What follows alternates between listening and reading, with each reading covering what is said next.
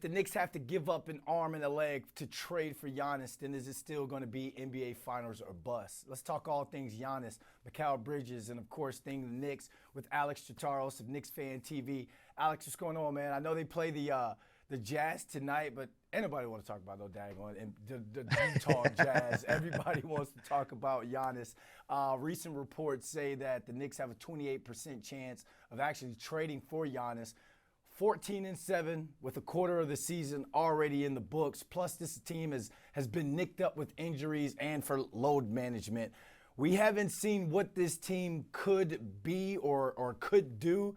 So is it Giannis a must when it comes to trading it for him and bringing him into New York? Look, he's a must-have player, but he's not a must-trade at all cost type of guy, okay? I would love to have Giannis on this team, but when you look at how the Knicks are currently constructed based on what they are salary cap-wise and their cap flexibility and the assets that they have to trade for him, he's not some do anything at all costs to go get him, just because if you do that, you're then depleting your depth even more, which was a concern last year.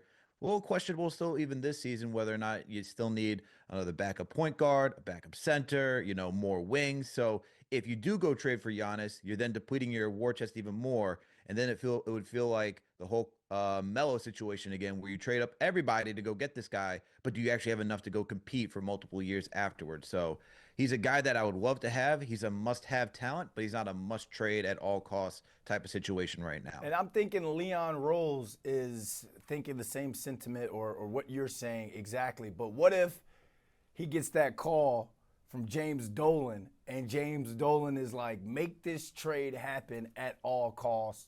Who then or what then are you parting ways with to bring in the Greek Freak?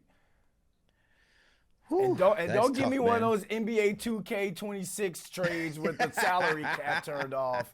Give me like one of these real trades that we could see Shams tweet or something of that nature. I mean, look, if the reports are true from what Shams had, that I'm pretty sure he said it was Giannis and Kuzma that were offered up, then you got to be thinking that to match that type of money, it's probably an OG and Mikal Bridges type situation.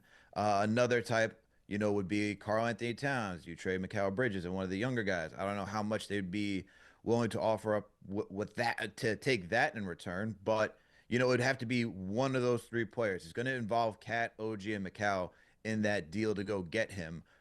Some combination of either the first two I said or Cat and somebody else. But the real thing that Milwaukee would probably want is draft picks, which the Knicks are limited on. So the Knicks couldn't just do that outright by themselves. They would need to bring in a third team to come help them do that. And that would be the more difficult part. Who wants to help New York do that?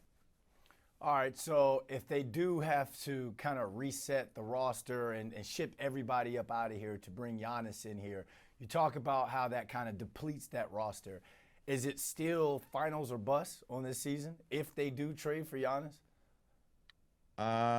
Would it be if they trade for Giannis? Would it be finals or bust? Yeah, I mean, if you do that type of trade, it has to be finals or bust. You're going all in for a guy like that if you make that type of deal, saying this is the guy at all costs that we needed in order to get to that next level, and it's guaranteed. So I would say yes, it is finals or bust, which is why I would be hesitant if I'm Leon Rose to deplete even more of the depth, because in order to get that, I mean, think about the guys I just mentioned.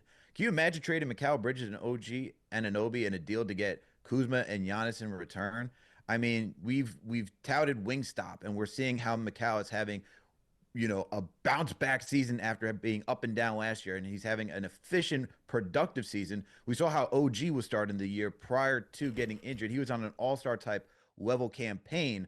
Why would you trade up two guys who are capable of playing at an all-star level for one guy who I get is a Hall of Famer, and then you get a good role player who is an NBA champion in Kyle Kuzma, or any sort of like what you're thinking on the Milwaukee Bucks side? But to me, it just feels like you're then lessening the impact of the roster because you're giving up two really good players for one, and it's like you still don't get everything that you need to cover all your bases. So I would be very hesitant to do that, just because if it's still a championship or bust type of season right now, it feels like that amongst Knicks Nation, especially with the wording that Leon Rose had this offseason, that their sole focus is to win an NBA championship. I wouldn't go all in to deplete your roster, all your assets to then make it even more difficult to build on moving forward. You mentioned Mikal Bridges and how he's having a pretty strong year this season. Well, we actually gave him some love in our back page today. He's putting up numbers comparable to some of his career years that he's had. Last year we saw moments, like you said. This year we see consistency.